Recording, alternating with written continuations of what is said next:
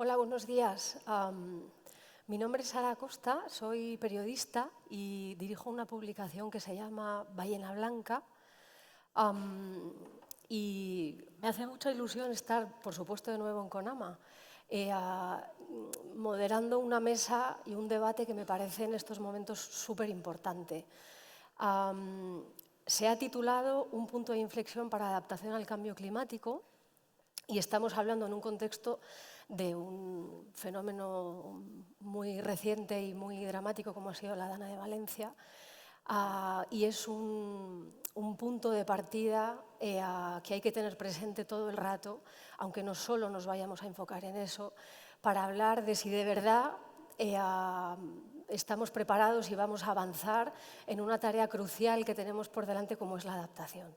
Mientras se puede avanzar en mitigación y en reducir emisiones, los efectos del cambio climático van en aumento, lo estamos viendo, hace mucho que lo estamos viendo, y es muy importante ser conscientes de qué es lo que tenemos por delante y de si podemos aprender y qué lecciones sacar para hacerlo cada vez mejor y sobre todo mucho más rápido. Para ayudarnos a meternos en materia y quien nos va a hablar desde un punto de vista general, por tener herramientas y como él me comentaba antes, voy a dar unos titulares.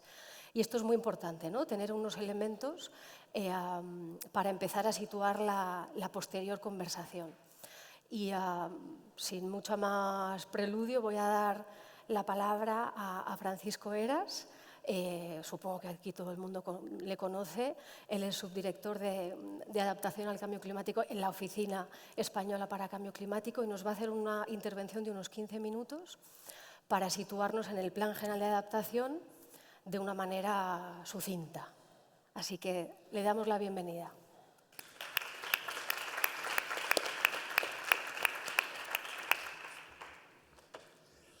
Pues buenos días y ante todo, como no puede ser de otra manera, agradecer al equipo de la Fundación CONAMA la invitación para compartir esta mañana algunas ideas, algunas reflexiones que, como comentaba Sara, voy a tratar de trasladar en forma de titulares y de forma bastante telegráfica. He intentado seleccionar algunas ideas, algunos elementos para la reflexión que creo que pueden ser interesantes para alimentar este debate técnico y social que necesitamos tener sobre la adaptación en España. Pues arranco ya y empiezo con el primer titular. Para mí siempre es el mismo, que la idea de que adaptación y mitigación no son opciones, son dos paquetes de respuestas complementarias y totalmente relacionadas. Sabemos que la mitigación se focaliza en las causas del cambio climático, es decir, la idea es reducir al máximo las emisiones netas de gases de efecto invernadero, que son el alimento del fenómeno que nos preocupa, y que, por contra, la adaptación se focaliza sobre las consecuencias. Desde la adaptación tratamos de entender los riesgos que se derivan del cambio climático y tratamos de gestionarlos para que sean lo menos peligrosos, lo menos dañinos, los impactos sean los menores posibles. Sin embargo, una cosa que es muy importante es que no se trata de estrategias separadas, porque sin una mitigación exigente, sin una mitigación ambiciosa, la adaptación se hace más difícil, más cara, más ineficaz y, a la larga, en muchos casos, se hace inviable, sencillamente, porque nuestra capacidad adaptativa acaba desbordada. Por tanto, la cantidad de mitigación que seamos capaces de hacer va a influir en la cantidad de adaptación que necesitemos y en la efectividad que vaya a tener esa adaptación. Esta es la primera idea. El segundo titular que quería presentar es que la adaptación al cambio climático exige transversalidad. En las administraciones públicas, todos los departamentos necesitan tener políticas de cambio climático, políticas de mitigación, pero también políticas de adaptación, porque todos, de alguna manera, gestionan riesgos derivados del cambio climático. Y, además, en muchos casos, la gestión adecuada de los riesgos va a requerir de coordinación, de interacción, de trabajo conjunto entre departamentos distintos que ahora, pues, para conseguir más eficacia, muchas veces segmentan, fragmentan la acción pública. El tercer titular sería que la gobernanza es un componente esencial de la capacidad adaptativa. Los países que cuentan con una mayor capacidad adaptativa no solo cuentan con medios, sino que también cuentan con una buena organización. Al final, sin un sistema engrasado de relaciones, de coordinación, de trabajo común, es muy difícil abordar los retos que nos plantean los distintos riesgos que se derivan del cambio climático. El cuarto titular, ya entrando al Plan Nacional, ¿no? Bueno, y la idea es que el Plan Nacional de Adaptación es en realidad y sobre todo un espacio de gobernanza y de coordinación. Cuando uno lo ve, parece un libro, de hecho bastante gordo, pero en realidad es una hoja de ruta en la que tratamos de avanzar hacia una acción cada vez más coordinada y más coherente frente a los riesgos derivados del cambio climático. Por eso es por lo que, de alguna manera, entendemos que el Plan Nacional es sobre todo un instrumento de gobernanza, un instrumento, por cierto, de gobernanza que, aunque es de carácter bastante estratégico y cubre toda la década, cubre el periodo 21-30, pero se desarrolla en programas de 5 años.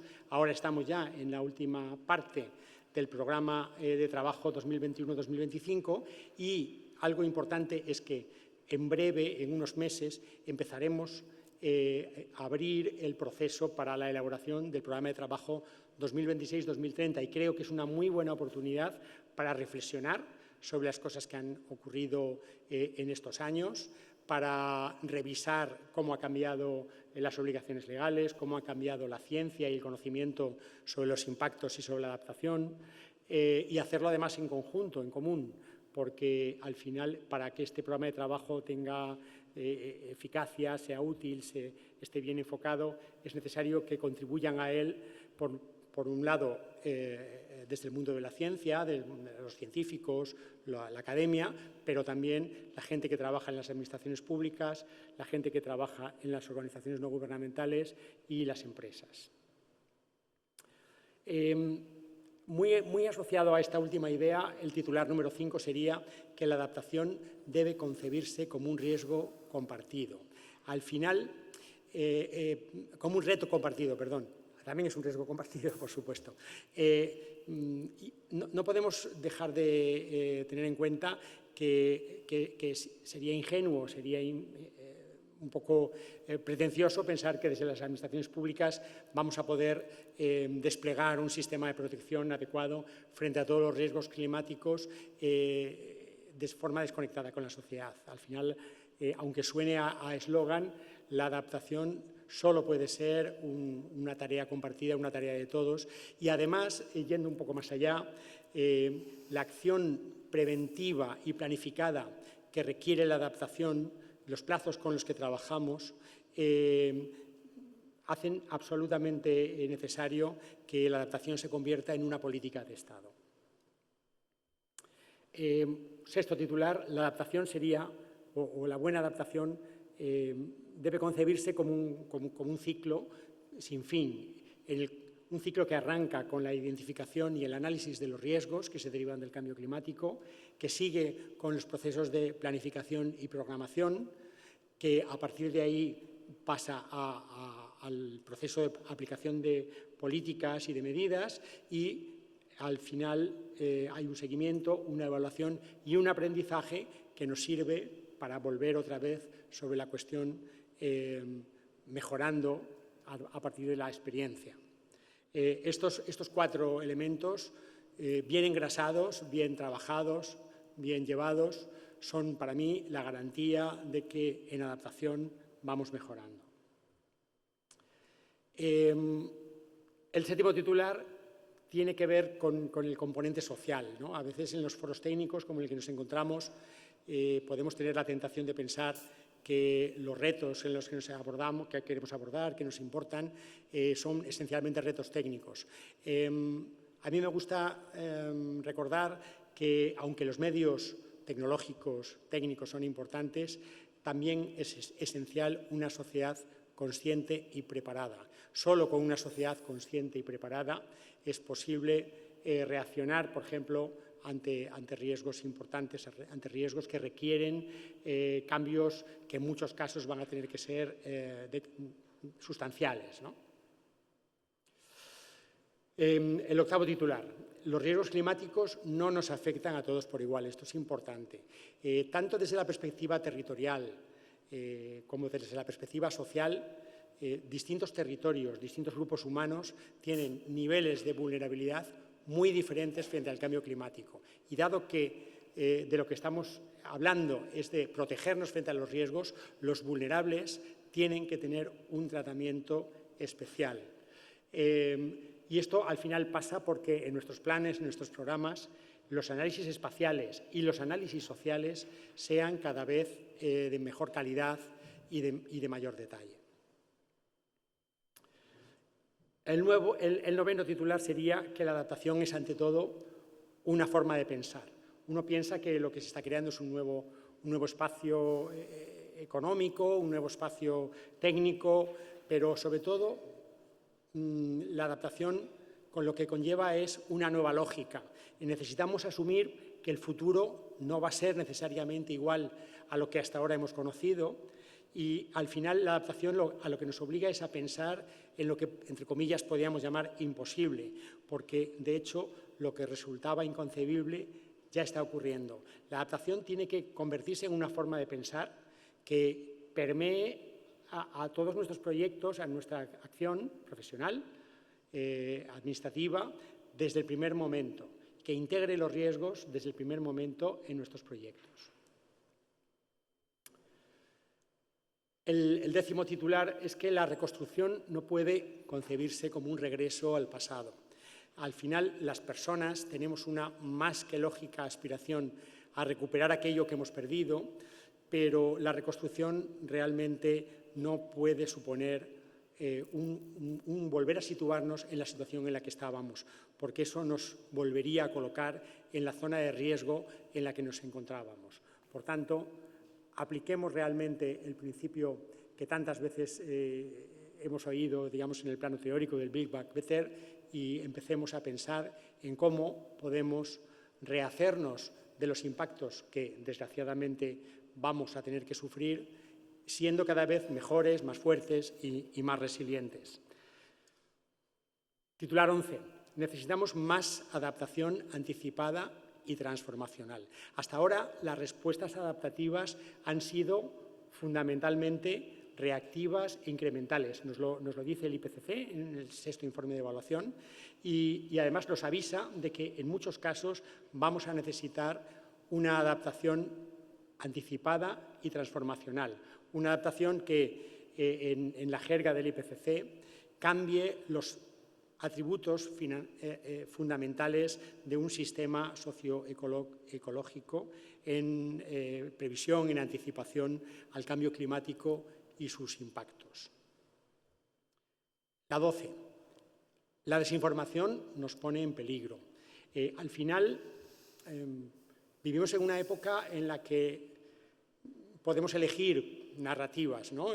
Hay narrativas que son fáciles de entender, convenientes, que nos permiten descargar, por ejemplo, nuestro sentimiento de culpa o nuestra potencial responsabilidad sobre las cosas y que nos tranquilizan por ello, ¿no?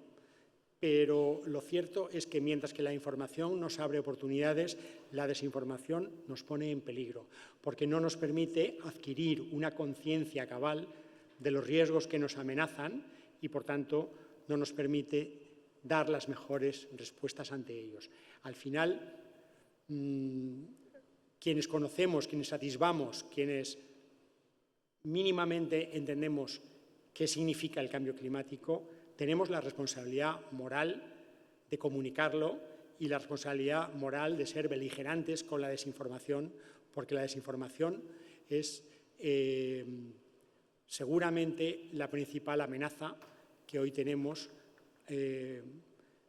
frente a los riesgos climáticos, más que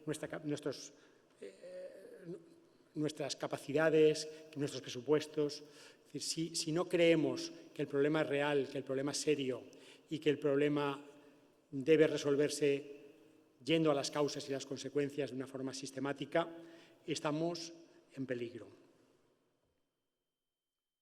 Bueno, vamos por el 13, son 15 y estamos acabando. Tenemos que sacar partido a las herramientas y a las oportunidades que ya tenemos.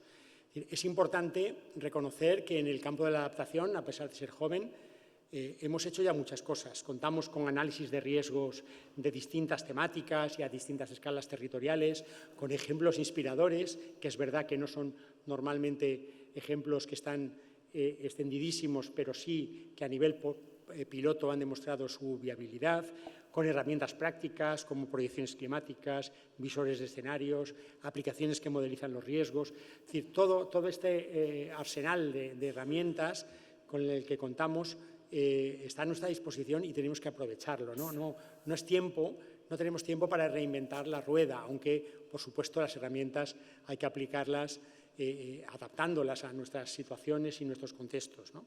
En este sentido, nosotros, desde la Oficina de Cambio Climático y la Fundación Biodiversidad, mantenemos una plataforma sobre adaptación al cambio climático en España, en la que tratamos de poner a disposición de la gente pues, el conjunto de instrumentos que vamos viendo que tienen una mayor utilidad.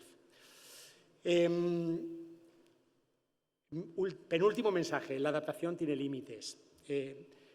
Tenemos que ser conscientes, un poco esto resuena con la primera de mis ideas. Al final, si los peligros derivados del cambio climático siguen evolucionando sin control, va a ser muy difícil que la capacidad adaptativa que tengamos sea suficiente. A mí me preocupa mucho las conclusiones del último Mitigation Gap Report, que es un informe que saca todos los años ONU Medio Ambiente, en el que estiman a qué escenarios de emisiones estamos abocados si los países cumplen los compromisos que tienen ya presentados en sus NDCs, en la Convención Marco de Naciones Unidas sobre Cambio Climático, si solo se cumplen aquellos que están condicionados a determinados, por ejemplo, a ayudas financieras, etcétera. Y tenemos que, en el último informe, lo que nos dicen es que si se cumplieran todos los objetivos y todos los compromisos que los países tenemos a nivel internacional presentados, estaríamos en un escenario de emisiones de 2,7 grados centígrados de ascenso global de las temperaturas. Si se cumplen solo los que tenemos condicionados o sin condicionar, mejor dicho, a ayudas externas, estaríamos en el 2,9. Y si miramos lo que realmente está ocurriendo, lo que son las tendencias según lo que realmente estamos haciendo los distintos países, estamos en un escenario de 3,1 grados centígrados de ascenso global de las temperaturas, que es básicamente el doble de lo que hemos acordado en París. Europa es el país, es la zona que más rápidamente se está calentando del mundo, y 3,1 grados globales tendrían efectos devastadores, y realmente en un contexto así la adaptación obviamente va a ser imprescindible, pero no va a ser suficiente. Y ya para acabar, esto es lo que podríamos considerar la arenga final, ¿no? La inacción es un lujo que no nos podemos permitir. Al final, sabemos que la adaptación tiene sentido económico, que cada dólar, cada euro invertido en adaptación evita muchos más en pérdidas y daños, pero sobre todo, y mucho más importante, la adaptación puede evitar o atenuar un sufrimiento y unos impactos que van mucho más allá de lo económico. Por tanto, creo que aquí las personas que estáis en esta sala tenéis una relación profesional con los temas ambientales, y de alguna manera creo que todos y todas tenemos una responsabilidad para incorporar en nuestras agendas, en nuestros proyectos, la mirada adaptativa, y espero que así lo hagamos, porque al final necesitamos ese punto de inflexión del que se habla esta sesión plenaria. las personas que trabajamos en adaptación al cambio climático, uno de nuestros mayores miedos es superar estos umbrales de estabilidad, estos puntos de inflexión que los anglosajones llaman tipping points y que pueden desencadenar procesos al final incontrolables y peligrosos. Pues estamos hablando de cosas como el deshielo irreversible de Groenlandia, la progresiva desaparición de las zonas de bosque tropical en la Amazonía o la paralización de la corriente oceánica atlántica. Pero la buena noticia es que esos tipping points, estos umbrales, estos puntos de inflexión, también han sido descritos en el nivel social y sabemos que los seres humanos somos capaces de hacer cambios muy rápidos cuando se dan una serie de circunstancias. Estos tipping points sociales existen y yo creo que tenemos que, entre todos, entre todas, pues trabajar para llegar a este punto de inflexión que conlleve una auténtica respuesta al cambio climático a la medida del reto que tenemos planteado. Muchas gracias.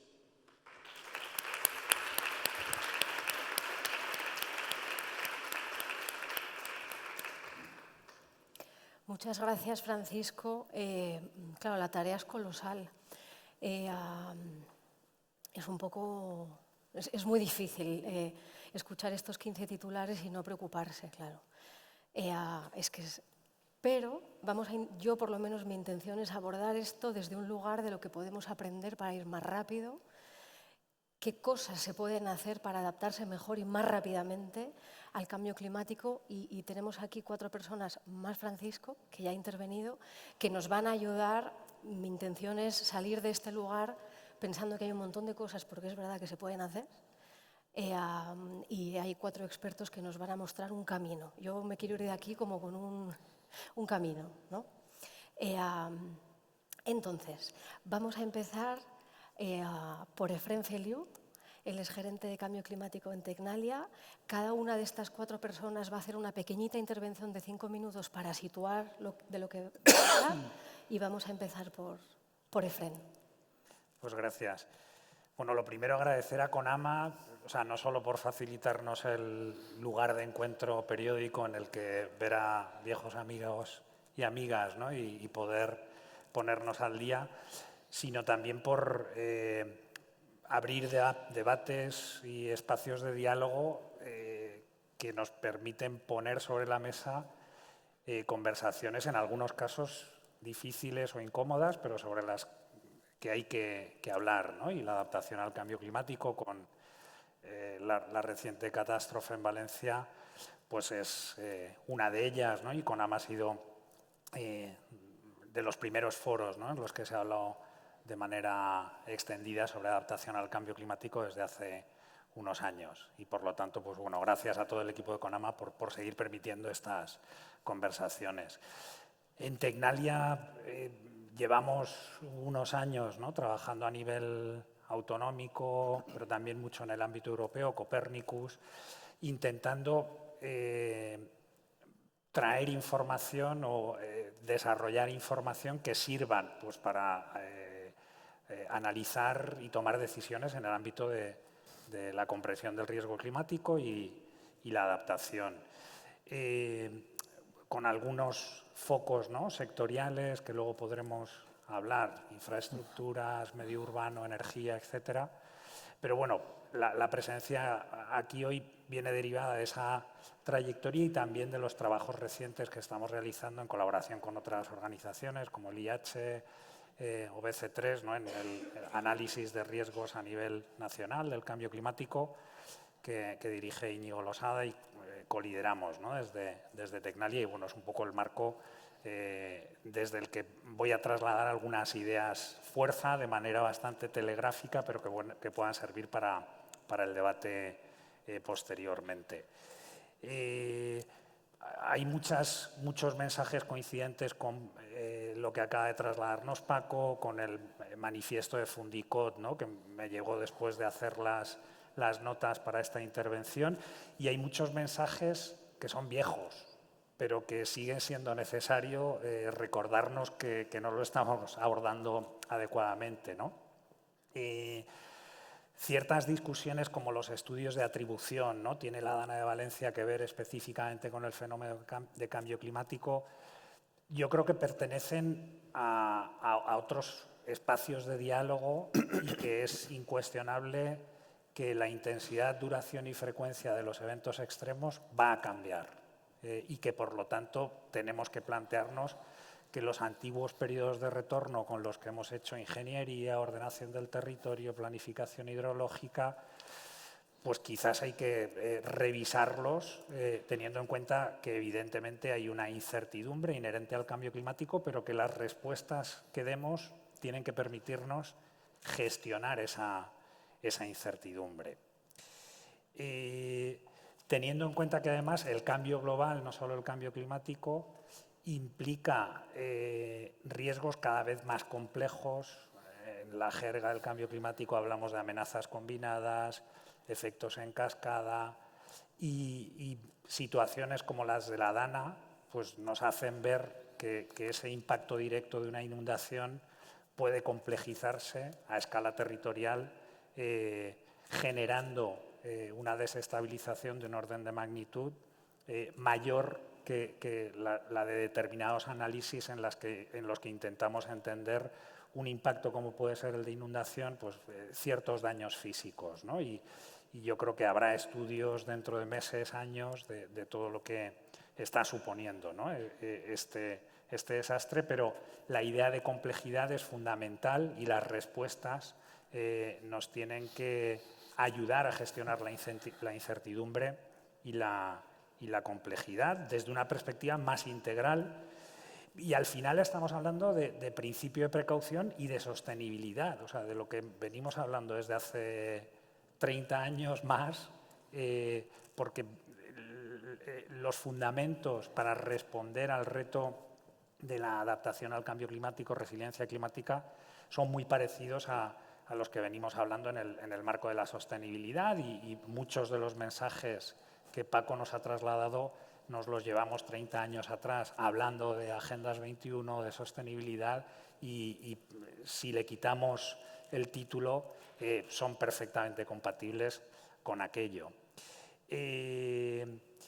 Bueno, la perspectiva de cuenca, la perspectiva territorial, el análisis desde un punto de vista multiescalar siguen siendo fundamentales y lo que ocurre es que a pesar, por poner estos dos ejemplos, ¿no?, de la planificación hidrológica y de la ordenación del territorio, a pesar de que hay algunos vínculos legales, ¿no?, qué se puede hacer en determinados periodos de retorno, yo creo y creemos, ¿no?, que sigue habiendo mucho camino por recorrer en esa perspectiva más integrada de lo que es el territorio, las cuencas, de manera que los instrumentos que tenemos de planificación sectorial nos permitan incorporar respuestas más integrales a estos grandes retos. Es importante, ha habido mucho avance en los últimos años en los análisis de vulnerabilidad y riesgo asociados al cambio climático, que no son específicos del cambio climático, que vienen de disciplinas como la gestión de riesgos de desastres, pero ha habido una evolución interesante en los últimos años y el hacer una integración efectiva de esa información y de ese conocimiento en los instrumentos que tenemos de planificación y de respuesta es algo fundamental, ¿no? Diagnósticos de vulnerabilidad y riesgo a escala territorial que se incorporen de forma efectiva y luego podemos hablar de algunos ejemplos. Esto nos lleva a que esa incorporación efectiva de la información y del conocimiento nos puede hacer tener que repensar y que innovar en los instrumentos de planificación que tenemos. Gobernanza puede ser un término algo manido, pero estamos hablando de arquitectura institucional y de arquitectura de instrumentos de planificación normativo, no solamente de una relación amable y fluida entre administraciones, sino de repensar esa arquitectura en los instrumentos y en las instituciones. Inversiones más allá del cemento, soluciones basadas en la naturaleza, se han mencionado antes, con una aproximación de cobeneficios.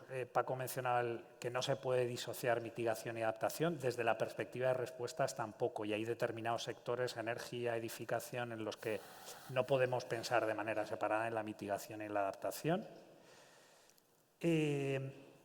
Pero no solamente inversiones en ese tipo de obras, infraestructuras, ya sean naturales o no, sino también pensar en cuestiones como la desclasificación de suelo o los traslados que va a ser necesario que acometamos, ¿no? Y que socialmente decidamos cuál es el nivel de riesgo aceptable que queremos asumir, ¿no? Como sociedad o como comunidades locales, y por lo tanto hay respuestas que no son inversión o que pueden conllevar otro tipo de inversiones, pero que hemos de abordar, y que es importante pues, que empecemos a mencionarlas con menos rubor o prejuicios, ¿no? que hasta ahora. Y bueno, lo dejaría ahí como elementos para el debate de momento. Muchas gracias. Empieza a haber ya muchos elementos coincidentes, ¿no? Porque Paco mencionaba cómo es de necesario mejorar los análisis espaciales. Efrén habla del territorio, y luego me gustaría abordar ejemplos concretos de esto. Pero por seguir desgranando elementos, me gustaría dar la palabra a Sergio Vázquez, presidente de INECO. ¿Qué tal? Buenos días. Buenos días. A ver qué caminos, cómo hacemos. Bueno, pues lo primero, muchas gracias por invitarme. La verdad es que es un placer estar aquí. Yo no me atrevo a calificarme como experto, pero aspiro a una vez acabemos esta ronda, saber más y aprender de todos vosotros. Bueno, INECO, para los ¿qué hace INECO en un sitio como este, ¿no? Pues INECO, para los que no os conozcáis, somos una empresa pública, una ingeniería y consultoría pública, sobre todo referente en el ámbito del transporte, ¿no? Cada kilómetro de alta velocidad construido en España y en parte del mundo pues, lleva nuestro sello de ingeniería, también de ampliaciones aeroportuarias, viarias, y bueno, también estamos en cuestiones de transformación digital. Entonces, viniendo del transporte, y sé que estamos hablando de adaptación, pero no podía dejar de referirme, como además ha comentado Paco, que están íntimamente relacionados, una referencia a la mitigación, porque el transporte, lo sabemos, se ha comportado mal en el ámbito del impacto de emisiones del cambio climático. Representan un 30% de las emisiones en España, y su evolución, además, en las últimas décadas no ha sido positiva. Mientras otros sectores han conseguido reducir el impacto en emisiones, pues en el transporte no se ha conseguido. Y aparte de esto, nosotros hoy queríamos también traer una reflexión de que no solo, cuando hablamos de las emisiones del transporte, no solo hay que ver la operación, es decir, lo que emitimos cuando nos movemos, cuando cogemos un vehículo, un avión, un ferrocarril, sino el ciclo completo. Si a esto le añadimos que construir,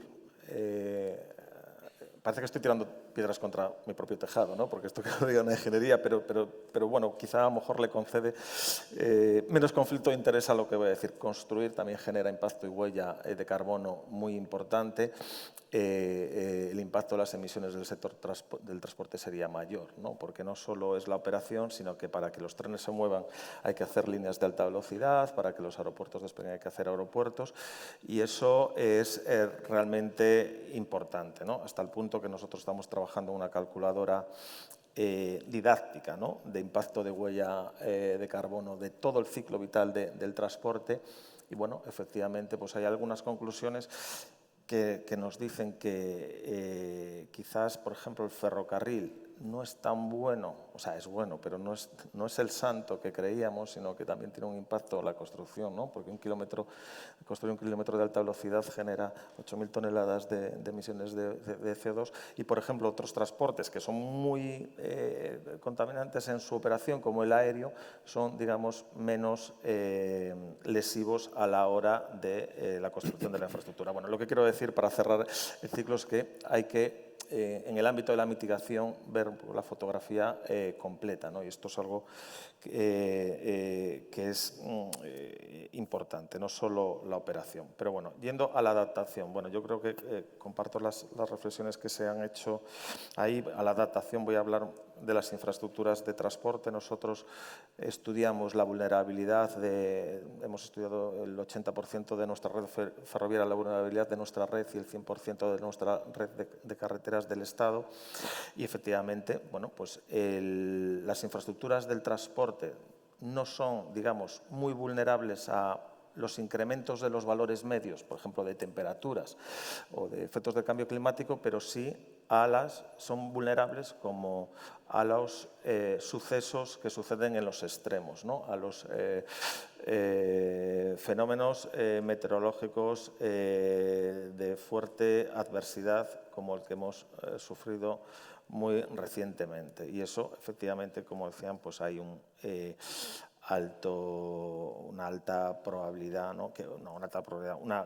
Una determinación de que el cambio climático hace que estos fenómenos extremos sean cada vez más recurrentes y de mayor escala. Y es ahí donde las infraestructuras son vulnerables, sobre todo, efectivamente, a los efectos del agua, ¿no? Como hemos visto, que tienen que ver con todo el ciclo del agua y que, efectivamente, aunque se ha avanzado, ¿no? Por ejemplo, hemos visto que la red de alta velocidad ha sufrido menos que la red convencional porque, digamos, que los periodos de retorno a los que se utilizó para hacer esa infraestructura son más exigentes, se ha avanzado, pero efectivamente son vulnerables. Y quizá la pregunta que tenemos que hacernos es, ¿podemos construir infraestructuras para danas? Es decir, es que hay un límite de la eficiencia. Es decir, no podemos tener infraestructuras de transporte completamente resilientes, porque eso sería casi económica y ecológicamente ineficiente. Y eso tenemos que yo creo que incorporarlo, y como lo hemos incorporado en el debate, la adaptación absoluta no existe. Lo que sí que a lo mejor hay que pensar en establecer aquellos sistemas, bueno, pues de que una vez deteriorada pues pueda ser más sencillo la reconstrucción, no la reconstrucción para volver al punto de origen, como os decía antes, pero sí para garantizar, digamos, que el sistema de transporte y la movilidad se mantenga. Pero para resumir, es muy difícil. Y yo creo que es un reto que las infraestructuras de transporte sean completamente no vulnerables a los efectos climáticos adversos de gran magnitud. Es verdad que reponerlo, reconstruirlo tiene un coste. Solo el Ministerio de Transportes ya ha movilizado para la Dana de Valencia unos 300 millones de euros, o sea que eso tiene un coste. Ahora nuestros directores de obra que antes estaban haciendo obras nuevas, ahora están haciendo la reparación de las obras dañadas. El coste es evidente económico, pero tenemos que pensar en cómo trabajamos en la resiliencia en el conjunto. Y al hablar de, sobre todo, el agua, porque es verdad que las temperaturas también pueden afectar al ferrocarril, pero sobre todo el agua, hay que hablar del ciclo del agua en completo, ¿no? No podemos aislarlo por vulneración de determinadas infraestructuras, ¿no? Y eso yo creo que es algo que efectivamente se ha avanzado mucho. Es verdad que tenemos investigación y sabemos, bueno, pues efectivamente lo que funciona, pero el fenómeno, yo creo, de la Dana de Valencia ha sido un golpe colectivo.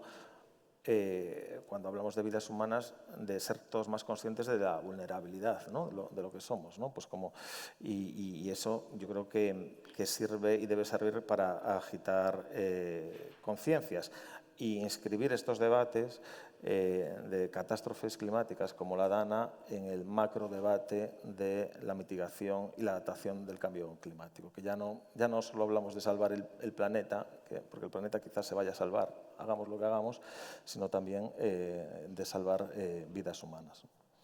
Muchas gracias. Bueno, luego entramos un poco más en este análisis que decís casi decías el 80%. que habéis analizado la Sí. vulnerabilidad. Sí, de la red ferroviaria el 100% de la de carreteras. Y las infraestructuras que colapsaron en la Comunidad Valenciana efectivamente estaban bien detectadas, estaban detectadas como máxima vulnerabilidad. O sea, esto es lo que nos preguntaron, oye, ¿estas las tenéis señaladas? Sí, efectivamente. Se detecta, hay infraestructuras que por su diseño y por dónde están ubicadas son más vulnerables que otras. Es importante saberlo para que también, y esto ya se extendería más allá del ámbito de las infraestructuras de transporte, también al urbanismo, saber dónde estás, ¿no? Sabes que si tu vivienda, y ahora me voy a otro, está en una zona inundable, es importante que el que lo habita por lo menos lo conozca, porque cuando hay un pronóstico de un fenómeno meteorológico adverso, no todos estamos en una misma posición de vulnerabilidad. Absolutamente. Muchas gracias. Vamos a ir ampliando un poco el foco. Me voy al otro lado y vamos a seguir por Lourdes Hernández. Ella es experta en incendios y es asesora en OLF. Lógicamente, aquí estamos hablando de fenómenos extremos y estamos hablando de impactos cada vez mayores del cambio climático. Los incendios es uno muy evidente y estará muy bien ahondar un poco en esto, ¿no? Muchas gracias, Sara. Bueno, muchas gracias también a la Fundación por contar con nosotros para este debate. Es un placer estar con todos vosotros, aprendiendo efectivamente y compartiendo, ¿no?, que es el lema de la Fundación este año, del CONAMA. Y me he movido de riesgo. Efectivamente tenemos todos la DANA en mente, ¿no?, lo que ha sucedido en Valencia, esta terrible tragedia. Pero los que trabajamos en incendios forestales estamos también pues, muy habituados, ¿no?, a año tras año ver cómo no está funcionando, ¿no?, planes preventivos que desde el sector científico, desde el ámbito técnico, pues llevamos muchos años sabiendo que es el camino por el que se debe avanzar, ¿no? Es cierto que los incendios forestales es el riesgo que todos tenemos más en mente cuando hablamos de los bosques, pero es cierto que el cambio climático está dejando otros muchos retos, mucho más silenciosos, como unos bosques muy, muy estresados, enorme decaimiento forestal que en muchas ocasiones acaba en grandísimas mortalidades de una gran superficie, ha disminuido en muchas zonas la capacidad de regeneración natural. Y todo esto hace que, aunque no tengamos un incendio, aunque no veamos las llamas, pues está, digamos, afectando a la salud del ecosistema, que no vamos a entrar en porque son importantes los bosques, ¿no? Pero aterrizando a los incendios forestales y resumiendo muchísimo cuál es el problema al que nos estamos enfrentando, al final los dos factores al que responden es, por un lado, a la emergencia climática, estas condiciones meteorológicas extremas y este debilitamiento en las masas forestales que estamos viendo, pero por otro lado, el paulatino abandono constante de usos y aprovechamientos que se ha ido generando pues, desde los años 70, 60 en el medio rural, ¿no? Ese abandono rural que ha degenerado en un abandono de usos y aprovechamientos. Bueno, y si ya le metemos el factor de la interfaz urbano-forestal, ya sería como la nata del pastel, ¿no? Porque se nos ha metido el bosque dentro de espacios urbanos o espacios urbanos dentro del bosque, lo que hace que en caso de incendio pues, haya mucho más riesgo para la población, ¿no? Frente a esto, ¿cómo se está abordando el problema? Bueno, básicamente invirtiendo en extinción. Es cierto que se observan algunos pasos, tímidos pasos en algunas comunidades autónomas, pero básicamente el 80% del presupuesto va destinado a extinción. Bueno, es un enfoque que funcionaba, a lo mejor en los años 60, 70, cuando los bosques eran aprovechados, pero ahora mismo es un enfoque absolutamente obsoleto, porque es bueno, un saco sin fondo el que se lleva la extinción año a año para no preparar, para no adaptar esos bosques a los incendios del futuro, cuando además los propios bomberos nos llevan avisando desde hace años que la era de la extinción se ha acabado, que cada vez hay más incendios que están fuera de capacidad de extinción, ¿no? Para que os hagáis una idea, la capacidad de extinción, o sea, un bombero puede entrar en un bosque a apagarlo siempre y cuando la energía que libere ese incendio no supere los 10.000 kilovatios de energía por metro cuadrado. Y el incendio de la Sierra de la Culebra tuvo 90.000 kilovatios de energía liberada, o sea, 9 puntos por encima de lo que un bombero si quiere salir con vida de ese incendio, puede hacer, ¿no? Frente a este contexto, resulta evidente que necesitamos anticiparnos, necesitamos planificar y necesitamos prevención. Prevención a dos niveles, y esto lo han explicado muy bien, lo ha explicado muy bien Paco, a dos niveles. Por un lado, tenemos que reducir el peligro, pero por otro lado necesitamos incrementar la vulnerabilidad de la población, ¿no? ¿Cómo reducimos el peligro a escala paisaje de los incendios forestales? O sea, porque tenemos también que tener muy claro que los incendios no son el problema, los incendios son un fenómeno natural, recurrente. El problema es que se han convertido en auténticas emergencias sociales, ¿no? El problema son los incendios extremos, cómo cada vez estamos sufriendo oleadas más intensas, más rápidas, simultáneas, que hacen que colapsen los sistemas de emergencia. Estos son los incendios que tenemos que combatir. Y tenemos que tratar de reducir la peligrosidad, porque el escenario incendios cero no vamos a ser capaces de lograrlo, porque decimos que son un fenómeno natural. Lo que tenemos es que reducir la peligrosidad, ¿no? Y sabemos cómo hacerlo. Esa es la buena noticia. Tenemos que trabajar a nivel de monte, promoviendo gestión forestal, restauración, haciendo que no haya tanta densidad, que no sean tan homogéneas las masas. Y por otro lado, tenemos que trabajar a escala paisaje, rompiendo la actual homogeneidad, ¿no? Está más que comprobado, hay consenso técnico, científico, que los sistemas agroforestales, en donde se conjugan usos, aprovechamientos, hay espacio para la ganadería extensiva, para cultivos, para masas forestales que se aprovechan, bosques autóctonos, por supuesto. Este tipo de paisajes hacen que disminuya la peligrosidad de los incendios y encima dan oportunidad a los dispositivos de extinción para que puedan apagar los incendios. Pero para que esto sea realidad lo que hay que hacer es recuperar, tratar de legislar de nuevo hacia el medio rural para que poder vivir en el medio rural sea una opción digna, viable, que pueda volver a ser posible. Por otro lado, decíamos que además de reducir el peligro de los incendios, de esa agresividad de la que estamos hablando, tenemos que incrementar o minimizar, perdón, la vulnerabilidad de las personas. Y esto también ha salido aquí, ¿no? Muchas veces, y en el sector forestal, en los incendios es muy evidente, las poblaciones lo que esperan es que la administración invierta en prevención, en gestión forestal, que si hay un incendio me vengan los bomberos, pero la población no está preparada para autoprotegerse. Y esto es algo fundamental. Estamos viendo cómo cada vez estas fronteras entre lo urbano y lo forestal son más estrechas y la población, necesitamos aspirar a una población que asuma su parte de responsabilidad, que asuma que vive en zonas de riesgo y que se autoproteja, que además la normativa lo exige, ¿no? Y lo que nos estamos encontrando es que apenas un 15% de las zonas de interfaz tienen estos planes de autoprotección, ¿no? Necesitamos aspirar a esta sociedad mejor informada. ¿Qué es lo que necesitamos también para que todo esto suceda? Lo decíamos antes, la buena noticia es que cada vez encontramos más consenso entre los distintos sectores profesionales, nos juntamos perfiles muy variopintos en debates y se llegan muchas veces a las mismas conclusiones, ¿no? Creo que tenemos un conocimiento técnico, una experiencia técnica muy, muy amplia. Lo que necesitamos es acción, aplicarlo. Necesitamos inversión, voluntad política, ¿no? Necesitamos hacer ver a los representantes políticos que episodios de incendios pueden en España derivar en una grave tragedia con víctimas mortales. Lo hemos visto en países muy próximos, vecinos, países mediterráneos como Grecia, como Portugal, en donde en apenas un incendio se ha cobrado 100 víctimas mortales, ¿no?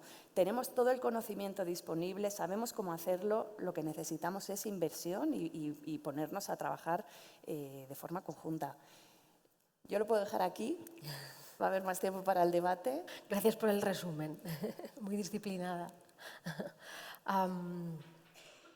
Antes mencionaba Sergio que el principal elemento de la vulnerabilidad tiene que ver con el agua, sobre todo, con lo cual le doy paso a Alejandro Maceira, que él es fundador y y director de IAGUA, y que nos va a hablar precisamente de los riesgos, ¿no?, que representa el agua respecto al cambio climático. Buenos días. Buenos días, Sara, muchas gracias y bueno, pues gracias por supuesto también a todo el equipo de organización de CONAMA. Son ya muchas ediciones compartiendo este espacio que desde 1992 ya yo creo que es el centro neurálgico del debate sobre políticas ambientales en España. Por tanto, es un honor para mí estar hoy aquí en esta mesa tan relevante. Y bueno, antes de comenzar mi intervención, como decía Sara, pues sobre los riesgos del agua, quería enviar mis condolencias a las víctimas de la Dana de Valencia y también el reconocimiento a todos aquellos que han respondido a la emergencia y que están trabajando muy duramente y lo harán durante los próximos meses y años en la reconstrucción de una zona devastada. Bueno, como decía Sara, voy a hablar de agua. Y yo creo que sí hay un consenso dentro del sector del agua y nosotros un poco como plataforma, como nexo de unión entre distintos actores, lo vemos a diario. Sí hay un consenso, es el del impacto clave que está teniendo el cambio climático en la gestión de los recursos hídricos. Y os puedo asegurar que no es fácil encontrar consensos en el sector del agua. Este sin duda es uno que une a los diversos actores, tanto de administraciones públicas como de gestores de servicios, usuarios, tercer sector. Creo que en este ámbito los acuerdos son mayoritarios y nadie pone en duda ese impacto y la necesidad de adaptación. Bueno, mis compañeros de mesa yo creo que han contextualizado muy bien pues, todos los elementos que nos están haciendo que haya un cambio muy claro en los recursos hídricos, el aumento de temperaturas, los cambios en las precipitaciones y, sobre todo, y lo han mencionado todos ellos, la mayor frecuencia de eventos extremos como sequías más prolongadas y danas y su consecuencia en forma de inundaciones más frecuentes y más intensas. El agua y los recursos hídricos son sin duda una víctima del cambio climático y a mí me gusta en este tipo de foros decir que está sin duda en el centro de la adaptación. No hay, yo creo, ningún ámbito de impacto del cambio climático que no afecte al agua. Por tanto, adaptar la gestión a esta realidad es imperativo, es algo, por supuesto, del presente más rabioso. Me gustaría incidir un poco en esta intervención inicial en las dos cuestiones básicas, como decía, que son los fenómenos extremos. Por un lado, las sequías, que en España, todos lo sabemos, representan un desafío estructural. Tenemos un historial muy largo de sequías severas, con eventos extremos que se repiten habitualmente cada 10-15 años. Venimos de unos meses recientes donde hemos estado todos hablando y conociendo la situación en Cataluña, en Andalucía, en distintas áreas muy vulnerables a esta situación, pero que cada vez, como decía, se están haciendo más intensas y más prolongadas. Esto tiene impactos sobre el territorio, como es el riesgo de desertificación. Tenemos más de un 70% del territorio español en un alto riesgo de desertificación. Pues estoy seguro que Lourdes esos impactos nos va a hablar de ellos muy en detalle. Y tenemos también una gran parte del territorio con un estrés hídrico extremo. Y bueno, me imagino que durante esta mesa hablaremos bastante del Mediterráneo, porque bueno, pues sin duda, cuando hablamos de cambio climático en España, pues es una zona que podemos denominar casi el epicentro, ¿no?, donde se reúnen todos los factores críticos. Tenemos también, y luego hablaremos de planificación hidrológica, pues muchas masas de agua, tanto superficiales como subterráneas, en riesgo extremo, especialmente en el ámbito de las aguas subterráneas, muchos acuíferos sobreexplotados y contaminados que dificultan a veces la respuesta a estas situaciones de sequía. Además, las proyecciones climáticas no nos tranquilizan. Estamos hablando de disminución de precipitaciones, de temperaturas más altas, con lo cual pues, todo lo que es la evapotranspiración, etcétera, pues está afectando a la cantidad de recursos hídricos disponibles. Y luego tenemos factores sociales y económicos que también están influyendo. La población está creciendo, se está concentrando en las ciudades, La producción agrícola también está creciendo, con lo cual el regadío, aunque se está modernizando y aplicando tecnologías más eficientes, sigue siendo una presión muy relevante. A la hora de afrontar esta situación, luego seguro que lo podemos comentar en detalle, me gustaría mencionar algunas soluciones, algunas áreas en las que el sector del agua lleva décadas trabajando, pero que su implementación se está acelerando sin duda.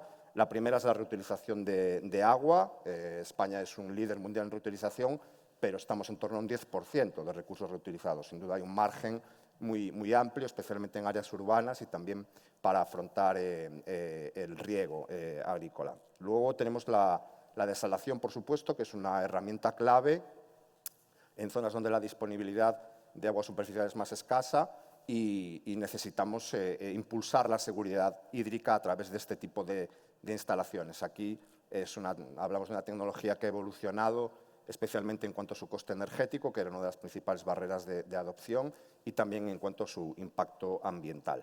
En las ciudades tenemos que avanzar en la reducción de pérdidas.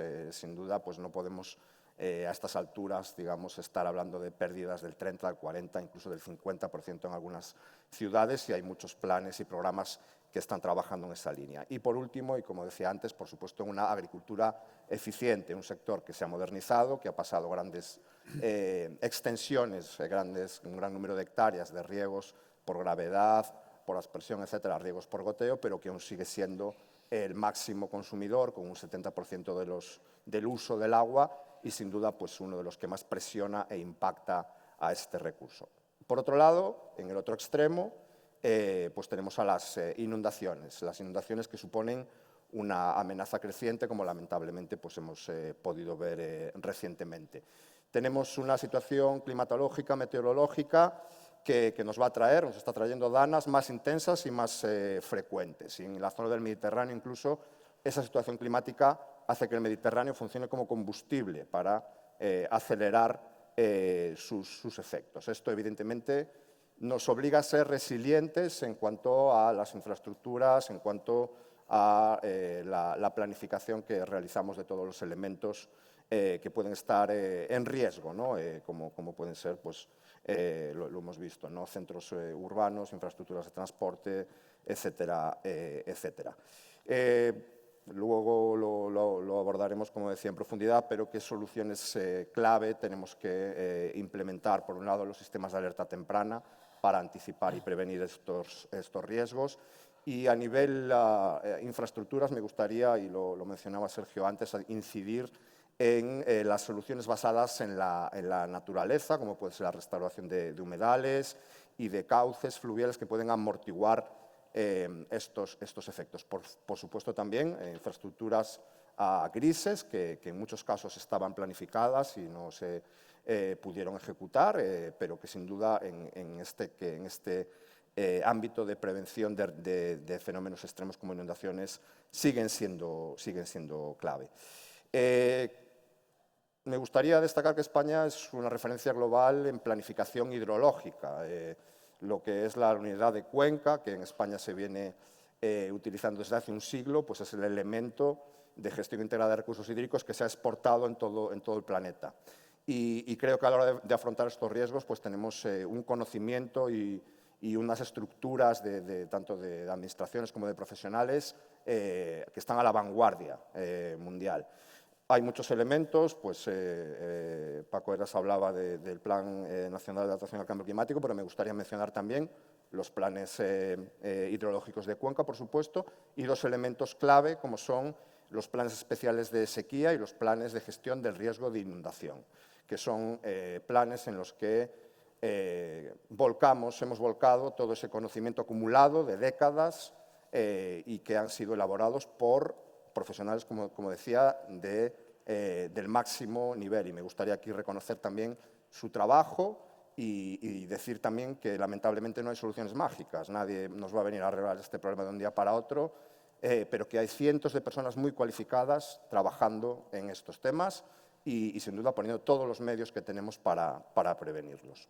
Esa fortaleza del sector y esa fortaleza de los profesionales creo que nos va a ayudar y evidentemente nos va a hacer que aprendamos un poco esta lección, pues con mucho dolor, pero sin duda va a ser un punto de inflexión, como se dice en esta mesa, para un futuro más resiliente en lo que es la gestión del agua vinculada con el cambio climático.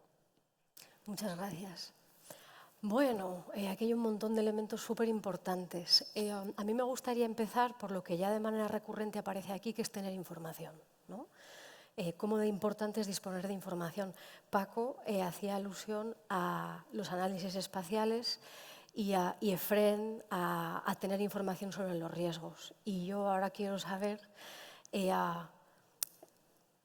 cuál es la información que ahora mismo hay disponible para las personas que toman decisiones en adaptación al cambio climático, en mapas de riesgo, qué se conoce, qué elementos ahora mismo y cómo de concretos son. Ya sabemos que existen mapas de zonas inundables, es decir, qué información hay ahora mismo a disposición para adaptarse al cambio climático y, sobre todo, qué es lo que hay que mejorar en la disposición y disponibilidad de esa información, de manera espacial, o sea, física, es decir, dónde están identificados los riesgos de qué y dónde hay que mejorar, qué es lo que falla. No sé si Paco o Efrén, alguno de los dos, me gustaría que empezarais por esta cuestión. Quizás que empiece Paco con la perspectiva nacional y luego puedo apuntar. Pues, bueno, por un lado, yo diría que la columna vertebral de los análisis, digamos, que tratan de hacer comprensible cómo las amenazas que se derivan del cambio climático se traducen en impactos potenciales, serían las proyecciones climáticas. Es decir, existen familias que se van, cada ciclo del IPCC se van actualizando de proyecciones climáticas que de alguna manera son hipótesis de escenarios futuros de cambio climático basadas en asumir pues, ciertos elementos, pues, por ejemplo, un cierto nivel de mitigación o de inacción. Y entonces aquí tenemos, para mí, un instrumento básico que es el visor de escenarios de cambio climático que tenemos en la plataforma Adapteca. Este visor lo que permite es, de forma relativamente amigable, bastante amigable, hacer consultas en determinadas escalas geográficas, espacios geográficos, con determinadas hipótesis de niveles de calentamiento, de horizontes temporales, bueno, pues tratar de entender cuáles son los climas posibles a los que tendremos que enfrentarnos. Eso, de alguna manera, es básico para poder luego planificar, ajustar nuestros proyectos, etc. Este visor de escenarios, yo no soy muy dado así a ser autocomplaciente, pero creo que es uno de los mejores, sinceramente, que hay ahora mismo disponibles en el plano internacional y, de hecho, la metodología que se desarrolló para crearlo es la que luego ha servido de base para los atlas interactivos del último informe de evaluación del IPCC. Por lo tanto, es un buen trabajo. Estamos ahora trabajando para mejorar la escala, es decir, de una escala que tenía de en torno a los 10, 11 kilómetros por píxel, estamos pasando a escalas de 5. En cualquier caso, estas proyecciones climáticas luego pueden alimentar a su vez modelos de impacto y tratar de entender cómo van a cambiar las cosas, cómo van a cambiar los riesgos en incendios, en inundaciones, en muchísimos otros temas. Entonces, cada vez hay más trabajos. Nosotros estamos trabajando ahora con AEMET en una gran iniciativa de servicios climáticos, que la idea es que de aquí a 2026 poner a disposición de la gente este tipo de proyecciones para muchos temas, que pueden incluir desde riesgos para la salud por calor, inundaciones, incendios y muchos otros temas, hasta un total de 10 campos distintos. Entonces, bueno, contamos con un buen trabajo, pero también hay que decir que hay cosas que solo las escalas regional y local son capaces de acometer. Pues, por ejemplo, yo hablaba también de la importancia de entender cómo cómo incorporar la vulnerabilidad social a este tipo de trabajos. Esto solo se puede ver en un nivel, por ejemplo, municipal. En una ciudad como Madrid hay barrios que pueden llegar a ser tener temperaturas en verano hasta 8 grados centígrados más que otros. Esto ya son niveles de detalle que nosotros desde la escala nacional no podemos abordar, pero sí desde la escala regional y local. Y luego encima, si a estos riesgos de carácter físico les superponemos información social, dónde están las personas que tienen menos renta, las viviendas peor aisladas, los barrios con menos sombras y menos parques, podemos empezar a tener una imagen que nos sirve para ver dónde tenemos que centrar las intervenciones, los proyectos, etc. Yo creo que este es un tema que además Efrén, en esa escala regional, local, conoce mucho mejor que yo porque trabaja en ellas y quizá yo creo que tú puedes complementar. Algunos ejemplos, pero no me puedo resistir a hacer algún comentario previo a los ejemplos. Hay información, necesitamos seguir generando información y conocimiento, pero lo que hemos de hacer con esa información y ese conocimiento es activar decisiones e integrar de manera efectiva toda esa información que hay disponible a nivel nacional y en regional y local. Ahora contaré algunos ejemplos. Y creo que tenemos que poner el foco en las dos cosas, en qué información tenemos, en cómo podemos seguir mejorando el conocimiento y cómo podemos usarlo, y cómo lo integramos de manera efectiva en la toma de decisiones, en la planificación, etcétera, sin que ello tenga que ser justificación para que en los casos en los que no contemos con información detallada no actuemos. Y uno de los ejemplos que voy a poner es de aproximación 100% cualitativa, pero ese conocimiento que puede haber en otras escalas, en otros sectores, nos tiene que permitir ponernos las gafas de la adaptación al cambio climático, esa manera de mirar de la que hablaba Paco, y es posible hacerlo de manera cualitativa, juicio experto, que es una manera de denominarlo que queda bien, y ese sería el mensaje previo. Dos ejemplos de la escala, 2 o 3 ejemplos de la escala regional y local. En el País Vasco, de manera previa a la aprobación de la Ley de Cambio Climático, ya se incorporó la adaptación dentro de las directrices de ordenación del territorio de diferentes maneras. Una, se oficializó los escenarios de cambio climático, igual que cuando hacemos ordenación del territorio usamos escenarios económicos, usamos escenarios demográficos y nos los creemos también con unos márgenes de error, incertidumbre, etcétera. ¿Por qué no incorporar de manera oficial estas proyecciones de cambio climático? Y en el caso de las directrices de ordenación del territorio también se incorporó de manera oficial el diagnóstico comparativo de vulnerabilidad y riesgo climático a diferentes amenazas a escala municipal. De manera que cuando se hace ordenación del territorio hay que mirar esas diferentes cadenas de impacto, amenazas, temperatura, inundabilidad, subida del nivel del mar, y los instrumentos, los planes territoriales parciales, que son la escala intermedia, tienen que incorporarlo de manera obligada, y hay municipios como Bilbao que ya en los ámbitos de desarrollo, en la revisión del plan general, señalan algunas zonas, algunos ámbitos de desarrollo que tienen que hacer estudios específicos relacionados con inundabilidad y cambio climático o con temperatura y cambio climático. Esto tiene una parte de información, como decía, la oficialización de determinadas fuentes de información, pero también tiene una parte de arquitectura normativa y de planificación, que es a lo que me refiero por cómo hacemos efectiva esa información. En el caso de Bilbao, está Miquel por aquí, adicionalmente, o sea, más allá de que el plan general ya señala este tipo de estudios, se sigue profundizando en la generación de conocimiento y actualmente estamos realizando un mapa de alta resolución de temperatura que va a informar el planeamiento urbanístico, el desarrollo de infraestructura verde desde esta perspectiva de vulnerabilidad al estrés térmico o al calor, ¿no? Con lo cual quiero decir que se puede seguir generando conocimiento partiendo de una integración efectiva del que ya tenemos en este momento, ¿no? El marco de ordenación del territorio del País Vasco, en el plan territorial sectorial del litoral, hace mención al uso de información climática disponible más actualizada, que es un concepto interesante también.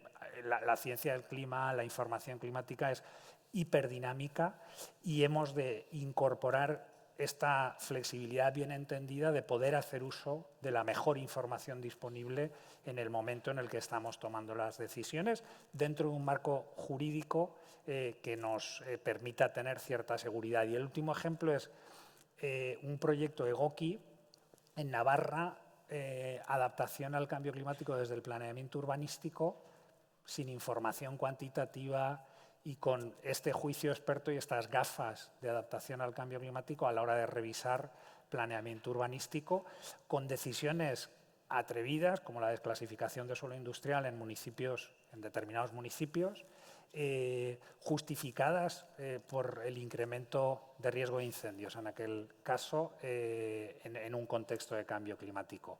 Y se pueden tomar decisiones con esas gafas sin información detallada, lo cual nos óbice para que sigamos mejorando el conocimiento. O sea, de alguna manera hay una información que ya está disponible y además muy detallada, ¿no? Es decir, está muy bajada a tierra. Ahora supongo que lo que hace falta, tú hablas del País Vasco, pero claro, aquí es generalizar el asunto, ¿no?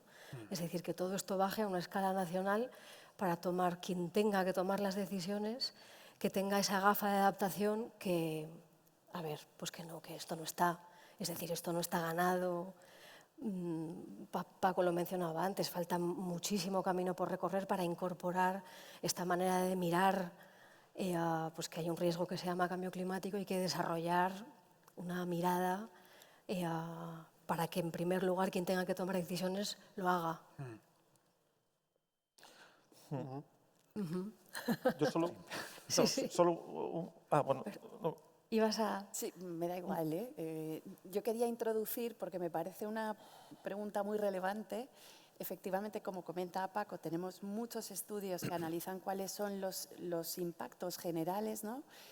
Pero, y como señalaba también Efrén, un concepto muy importante es el tema de la priorización, ¿no? O sea, muchas veces necesitamos, sabemos qué es lo que nos puede pasar, pero a la hora de bajar a territorio y tomar decisiones, necesitamos identificar cuáles son esas zonas de mayor riesgo, ¿no? En el sector forestal esto es evidente. Yo, perdonadme que me vaya hacia mi sesgo, ¿no? Pero claro, es tan evidente que tenemos 28 millones de hectáreas forestales donde a corto plazo no va a haber inversión posible para dinamizar el sector, para recuperar gestión forestal, dinamizar todo el sector forestal en su conjunto que permita disponer de una mejor salud en esos 28 millones de hectáreas. Entonces es importantísimo empezar a priorizar, ¿no? Sabemos que las zonas que tienen más peligro de incendio son aquellas donde hay mucho combustible, donde hay una orografía complicada porque la propagación es más fácil y cuando encima se juntan condiciones meteorológicas extremas.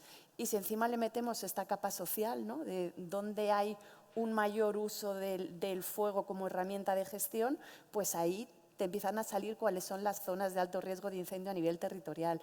El problema es que todavía estas zonas de alto riesgo no están integradas en la planificación autonómica, ¿no? Las competencias forestales están transferidas, como muchas otras, a las comunidades autónomas y las inversiones no están enfocadas a esta priorización que es tan importante, ¿no? Llevamos muchos años diciendo, bueno, pues es importante, decimos, mejorar la salud de todo el conjunto forestal, pero hay que empezar por aquellas zonas mucho más vulnerables y con mayor riesgo, ¿no?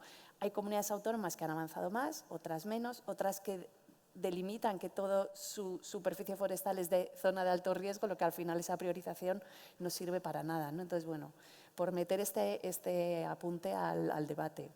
Gracias. ¿Qué, Sergio, querías comentar? Sí, no, yo creo que a nivel información, ¿no?, de mapas de riesgos, de vulnerabilidad, de efectos, ¿no?, de cambio climático, efectivamente es importante que esa información llegue a los decisores políticos, a los que toman decisiones, pero creo que es importante también trabajar la capa de ciudadano, de que llegue esa información.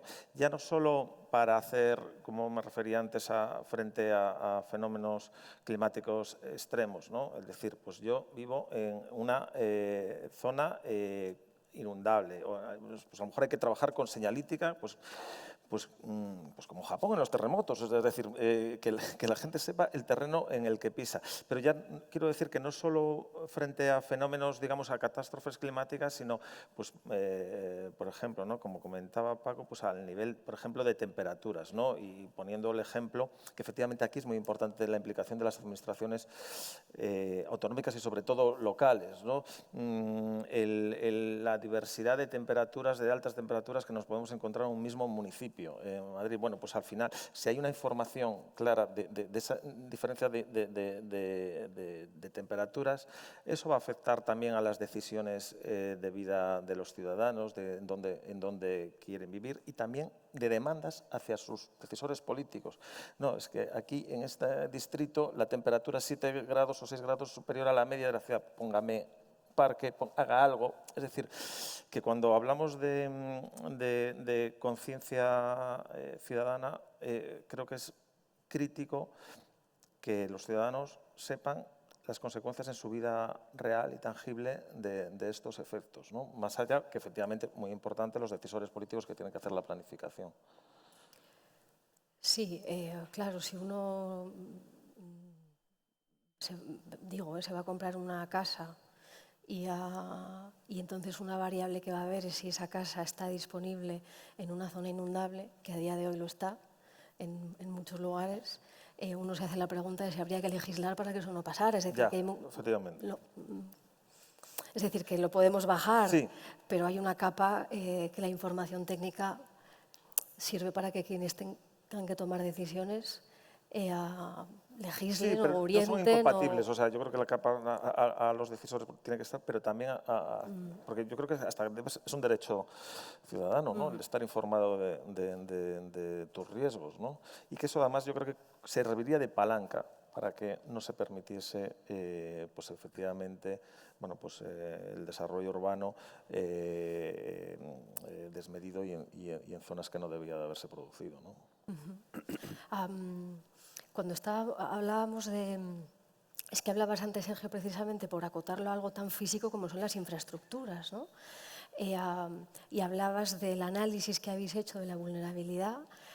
A día de hoy, ¿cuánto y cómo resisten las infraestructuras? ¿Hasta dónde resisten? ¿Hasta dónde resisten los puentes? ¿Hasta dónde resiste una vía de tren ante un chispazo cuando se producen efectos de calor y de sequía extremos? ¿Cómo es el panorama ahora mismo? Bueno, pues como decía, resisten mejor las que son de reciente construcción porque fueron planificadas, digamos, con unos niveles de exigencia, pues por ejemplo en el tema del agua, de drenajes, pues más resistentes. Yo creo que, claro, con un fenómeno climático muy adverso, ¿sabes?, que lo barre todo, pues las infraestructuras también son objeto de ese sufrimiento.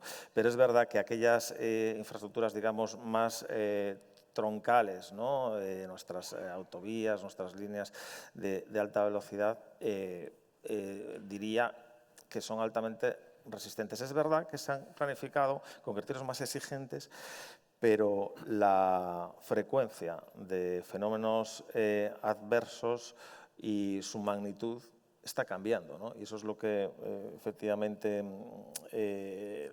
hay un campo para estudiar.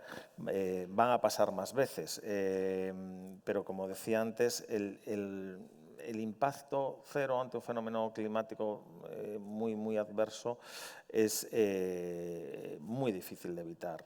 Y hay que tener en cuenta una cuestión. En España, el 90% de las infraestructuras de transporte ya están construidas. O sea, esto podemos incorporar a la nueva planificación aún criterios más exigentes, pero es que casi todo está hecho. Entonces, por eso es importante analizar qué es lo más vulnerable y hacer pues, un coste-beneficio económico ambiental de dónde podemos actuar, ¿no? Sobre todo para garantizar al final la comunicación. O sea, en el ejemplo de la Dana de Valencia, la menor tragedia ha sido el tema de las infraestructuras. O sea, es decir, ojalá hubiese sido solo eso, ¿no? Y se ha restablecido la conexión con Madrid en una semana. Bueno, y las ayudas han podido llegar, la UME ha podido... O sea, es decir, que se ha mantenido la comunicación.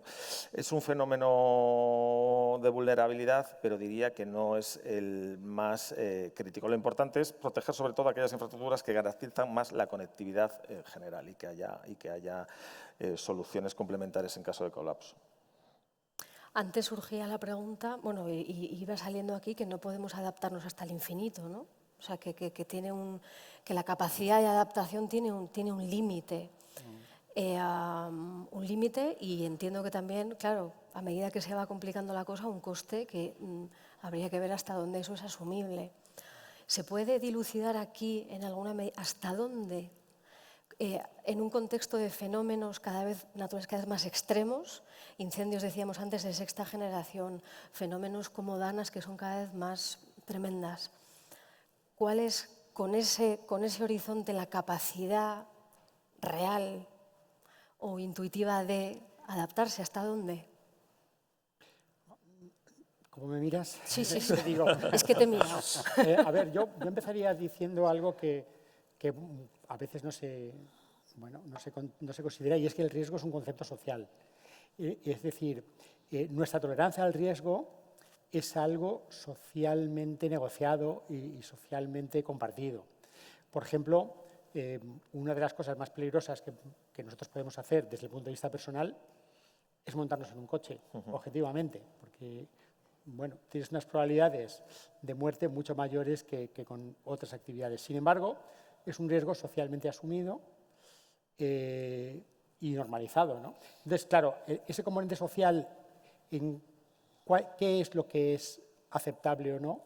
Esto es algo que es fruto de una interacción, de una negociación que tiene el conjunto de la sociedad. ¿Hasta dónde queremos estar seguros? ¿Hasta dónde es razonable estarlo? ¿Hasta dónde hay una relación lógica entre el esfuerzo invertido y los resultados obtenidos? Esto es algo que precisamente por eso un plan de adaptación no puede ser un ejercicio meramente técnico, es un ejercicio en el que tiene que entrar la sociedad. Porque precisamente estos significados, estos niveles, hay que negociarlos socialmente. Dicho esto, obviamente, lo que decía Lourdes es muy importante. Hay que establecer prioridades y ahí la técnica nos puede ayudar. Nosotros llevamos ya un año haciendo un ejercicio colosal, que va a ser colosal y que esperamos tener acabado a mediados del año que viene, analizando unos 180 riesgos a nivel nacional derivados del cambio climático para priorizar los 40-50 que desde un análisis multinivel y multisectorial pueden considerarse los más graves, pues aquellos en los que coincide que afectan a más gente, que las pérdidas son más graves desde el punto de vista económico, que tienen una mayor amplitud territorial, que son más irreversibles. Es decir, hay una serie de criterios, lo que quería decir antes era un análisis multicriterio, que no me salía. Con este análisis estamos intentando dilucidar cuáles en el ámbito estatal son los 40-50 riesgos clave que llama el IPCC, ¿no? Y a partir de ahí vamos a construir el segundo programa de trabajo del Plan Nacional de Adaptación. Entonces, ahí sí podemos ayudar, pero luego la decisión final es una decisión social, en la que la sociedad tiene mucho que decir, ¿no? Este sería mi...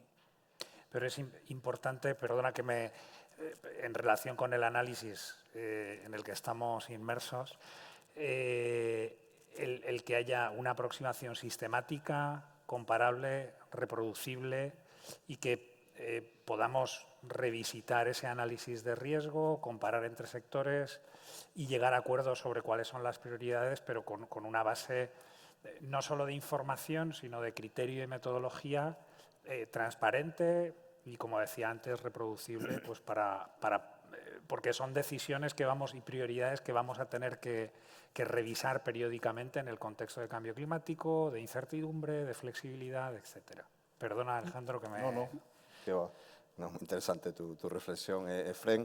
Bueno, Sara, si me permites, me gustaría volver un poquito a la parte de información, porque bueno, creo que si hablamos de agua, pues hay cuestiones importantes y bueno, pues creo que hay que mencionar algunas herramientas que estamos utilizando, pero sobre todo cómo podemos mejorar, ¿no? Por un lado, sin duda, pues todo lo que es la información climática y meteorológica, yo creo que está mejorando de forma exponencial. Pues estamos viendo que las predicciones cada vez a escala global, no voy a ir a casos concretos, por supuesto, pero son más fiables y eso permite, sin duda, pues, tomar mejores decisiones. En cuanto a lo que es la información hidrológica, creo que tenemos sistemas de información en España pues muy importantes, muy bien desarrollados, como son los SAIC y los sistemas de calidad del agua. Pero hay que decir que estos sistemas pasaron por una etapa difícil a raíz de la crisis de 2008, sobre todo. Hubo una década con una inversión muy baja, no solo en estos sistemas de información, sino en general en lo que es la gestión del agua. Y bueno, pues probablemente pues esa etapa pues, hizo que se resintieran. Afortunadamente, esto se ha recuperado y estos sistemas son cada vez más robustos y nos dan información en tiempo real, sin duda de importancia clave. Y me gustaría vincular esto con un programa, pues con una herramienta que se está desarrollando, que es el PERTE de digitalización, que bueno, pues como conocéis todos, pues es un programa que surge de los fondos de recuperación tras la pandemia y que tiene prevista una inversión de 3.000 millones de euros en todo lo que es la digitalización del ciclo del agua. Entre estas inversiones, que muchas de ellas ya están ejecutadas y son proyectos en marcha, creo que vamos a ver un impulso importante a estos sistemas de información en tiempo real y también un observatorio del agua que va a recoger toda esa información y que yo creo que quizás es el principal reto que tenemos, aunar toda esta información que a veces es estanca, conectar bien la parte meteorológica con la parte hidrológica, la captación de datos con el análisis y la toma de decisiones, y ese yo creo que es el principal reto que enfrentamos. La tecnología está, sin duda, o sea, hay proyectos realmente impresionantes y España, tengo que volver a decirlo, es una referencia global en esto también, y hay proyectos en los cuales podemos ver de primera mano cómo se captan datos en tiempo real, se analizan mediante algoritmos que nos permiten llegar a una toma de decisiones adecuada. Lo que hay que hacer es implementarlos al máximo en la máxima cantidad del territorio posible y, sobre todo, esa coordinación. Y también creo que es muy importante que haya una formación adecuada para quien tiene que trabajar con estos datos y también se decía antes cómo pasa esta información a la ciudadanía. Creo que ahora mismo tenemos las herramientas tecnológicas necesarias, como decía, y es una cuestión de desarrollarlas para poder ponerlas en valor. Y bueno, me gustaría acabar con una reflexión sobre, volviendo al tema de la inversión, y es que lo hemos visto también con esta situación reciente, pero cada euro que invirtamos en estas cuestiones, sea en información, sea en infraestructuras resilientes o sea en coordinación, nos va a ahorrar, pues hay distintas estimaciones, pero entre 5, 6, 7 euros a la hora de afrontar daños. Entonces, evidentemente, esto es un elemento que tiene que influir en la toma de decisiones. Por otro lado, y también se decía, hay periodos de retorno de estos fenómenos de 500 años, de 1000 años. En cualquier proyecto de inversión hay un análisis coste-eficacia. Nos vamos a encontrar ahí con una barrera, obviamente, a la hora de ejecutarlo, ¿no? Pero tenemos que saber que lo que se invierta ahora nos va a ahorrar, por supuesto, vidas, que es lo más importante, pero también muchísimos recursos económicos en el futuro. Hablas de inversiones, ¿no, Alejandro? Y yo estaba pensando en ese balance entre la adaptación y lo que ya ha salido antes de su relación con la mitigación, ¿no? O sea, ¿dónde poner la balanza? Aquí estamos hablando de un punto de inflexión en la adaptación. Pues claro, hay que empezar a decidir también prioridades respecto a qué se invierte en mitigar los efectos del cambio climático, una no va sin otra. ¿Quién me puede dar un ejemplo? ¿Quién sitúa en incendios, en gestión de agua, en infraestructuras, qué prioridades hay que hacer en mitigación y en adaptación para poder ir caminando de la mano, ¿no? Porque si no, si solo nos adaptamos, no es un camino viable. Bueno, es que como en el tema de transporte efectivamente la mitigación tiene tanto impacto, evidentemente la carretera es donde hay que poner el foco y casi si descendemos al uso del vehículo privado en el ámbito de las ciudades, ¿no? Ahí tenemos un camino que recorrer porque, como decía antes, mientras otros sectores han conseguido reducir su impacto en emisiones, en el sector transporte no. Y sí que incorporaría, por lo menos en el debate público, la perspectiva de que construir también genera huella de carbono. Es decir, sobre todo en los materiales, ¿no? que se producen, el acero, el hormigón, son materiales muy intensivos en energía y, efectivamente, quizás, es verdad que a lo mejor llegamos un poco tarde, pero hay que plantearse todo el impacto antes de plantearnos una infraestructura nueva o utilizar métodos constructivos más eficientes, materiales más eficientes, menos intensivos en energía, sabiendo que también son más caros. Y un apunte solo del tema de riesgos, porque es verdad que hablamos de infraestructuras, de riesgo de adaptación. A ver, en transporte el foco es la seguridad, ¿no? Y entonces, cuando hay un evento climatológico extremo, lo que hay y existen son protocolos de parar la operación. Pues eso en el sector aéreo está muy medido, ¿no? Porque, como decíamos, somos más tolerantes al riesgo, como decía Paco, en otros medios de transporte, pero el sector aéreo es muy poco tolerante al riesgo, ¿no? Casi por nuestro miedo atávico a volar.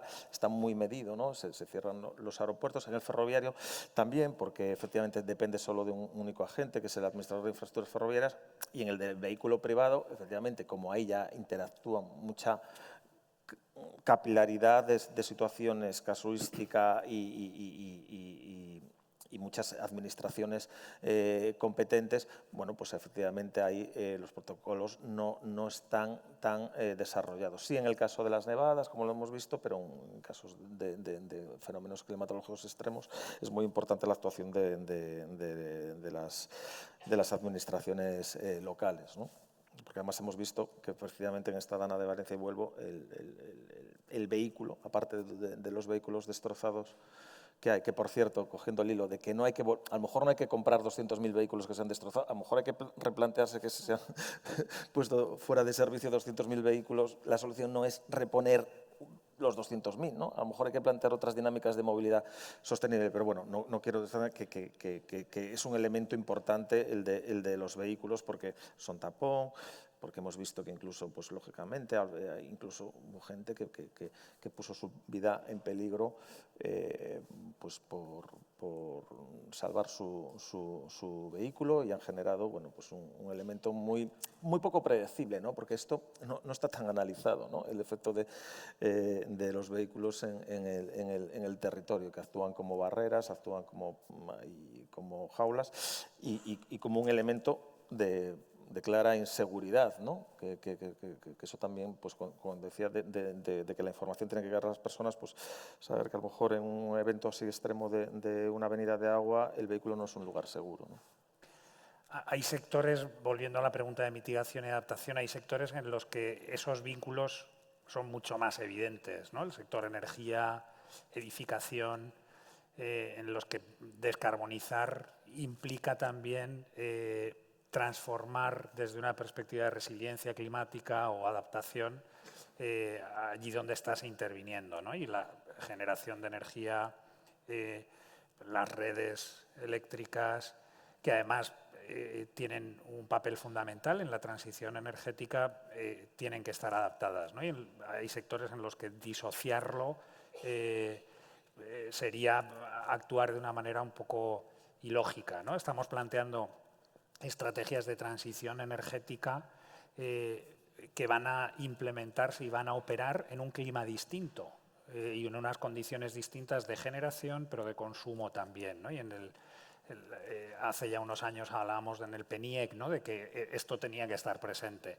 Y hay sectores en los que, claro, edificación es otro, desarrollo urbano. La cuestión es dónde poner el énfasis o las prioridades, pues quizás empezando por aquellas acciones que son sinérgicas, ¿no? Y que permiten actuar en ambos frentes. Pero tenemos que avanzar con decisión y ambición en ambos frentes. ¿Y más? Sí, yo muy breve.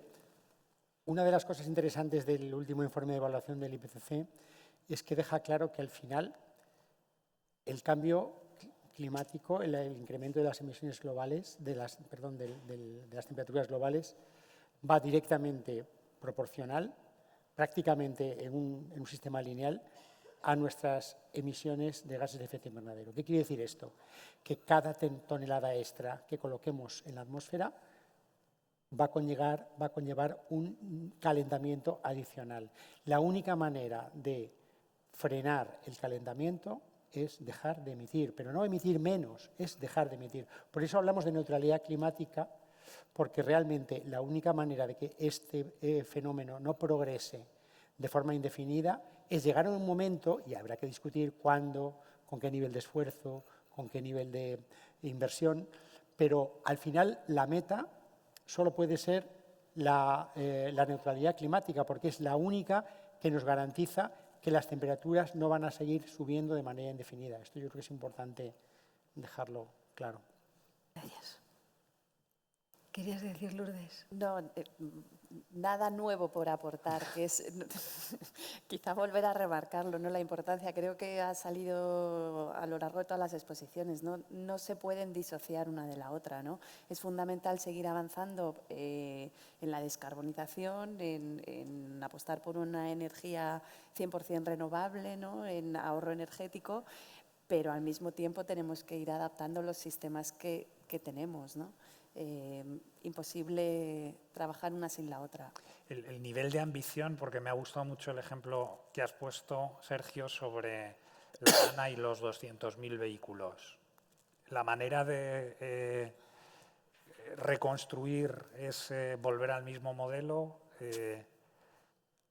Estas son las ocasiones que tenemos para imprimir ambición en respuestas que quizás son más costosas, pero con una aproximación integral y ambiciosa. Y ese es un ejemplo que me ha encantado que lo pongas, porque es probable que sea una ocasión óptima para repensar un modelo de movilidad metropolitano descarbonizado y resiliente. Tenemos que ir concluyendo, se nos acaba el tiempo y quiero tomar este último ejemplo que ha salido de los coches. Antes, al principio, en la presentación de Paco él incidía en uno de sus titulares en que hay que realmente mirar al futuro de una manera distinta, ¿no? Como que hay que empezar a desarrollar un esquema mental para una vida que no va a ser como es hoy. Y me gustaría que cada uno de vosotros aportara un elemento que marque o que pueda dejar que intuyamos cómo va a ser, qué es lo que hay que cambiar para que ese esquema mental y esa forma de estar en el mundo sea diferente, teniendo en cuenta el fenómeno del cambio climático y de sus enormes riesgos. Toma ya. Uno. Solo una idea, ¿no? Una idea. Muy relacionado también, decía Paco, no volver al pasado. Esto de los coches es un elemento así, no volver al pasado. Imaginar cosas nuevas, es decir, qué nuevo hay que desarrollar. Yo creo que, lamentablemente, muchos de los mensajes del primer CONAMA pueden seguir de plena vigencia y es algo en lo que tenemos que reflexionar, y en el ámbito de resiliencia climática, adaptación al cambio climático, disminución de riesgos. O sea, ¿por qué tantos años después muchas de las conclusiones de aquel primer CONAMA siguen teniendo plena vigencia?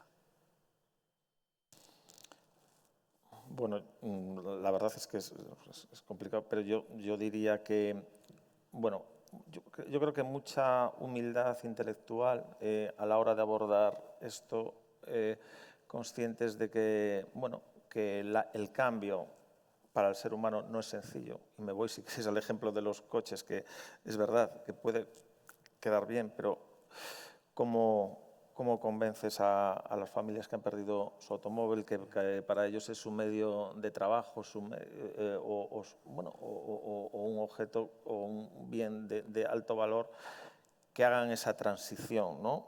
Y si tuviese la clave, yo creo que no la hay, pero es, volviendo un poco antes, decir que es que este problema no es algo, el cambio climático no es una cuestión teórica de paneles y de presentaciones y de congresos, sino que está amenazando muy en el corto plazo nuestra vida tal como la entendemos, ¿no? Y nos expone a una vulnerabilidad máxima, que es verdad hoy que todos sabemos que somos mortales, pero no tenemos tan claro que somos vulnerables, ¿no? Hay fenómenos que nos lo han hecho ver, el COVID ha sido uno, y estos fenómenos también del cambio climático nos acentúan esa vulnerabilidad, que tiene que ser una tarea colectiva.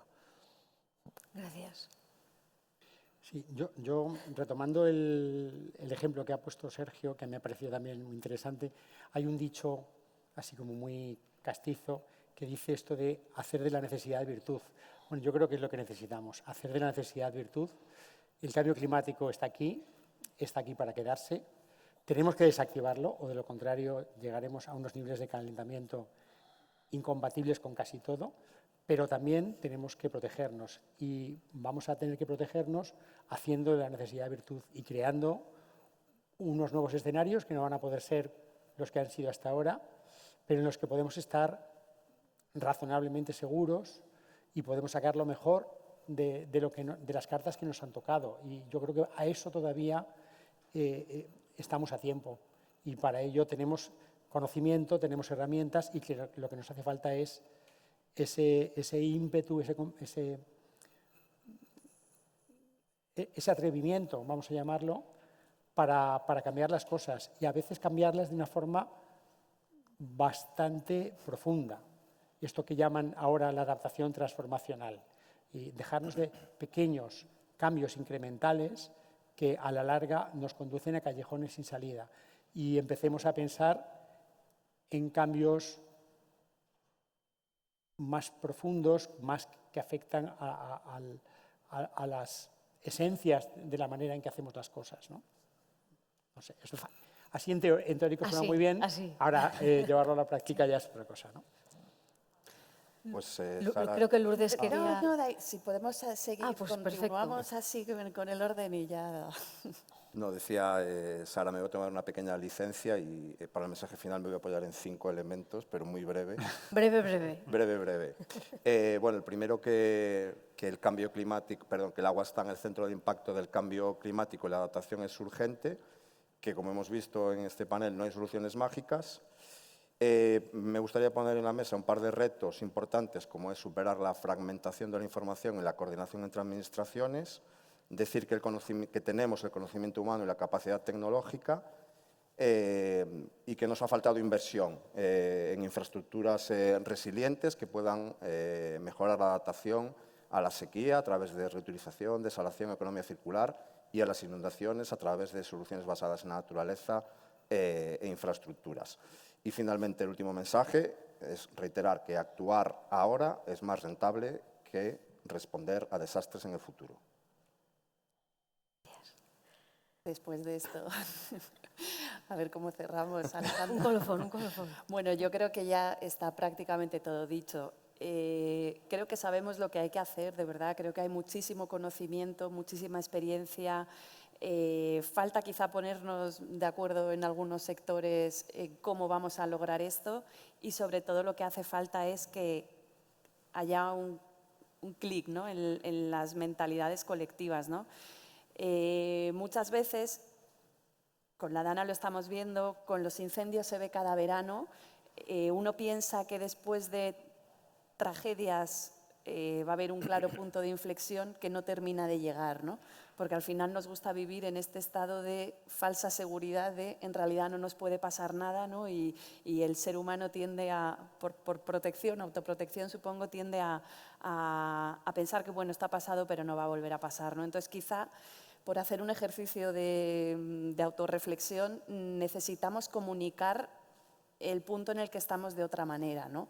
Quizá necesitamos, esto que decimos siempre de prevenir es mucho más rentable que restaurar o que paliar los daños, quizá necesitamos demostrarlo con números y con economistas para poder llegar mejor a la toma de decisiones y a la conciencia colectiva, ¿no?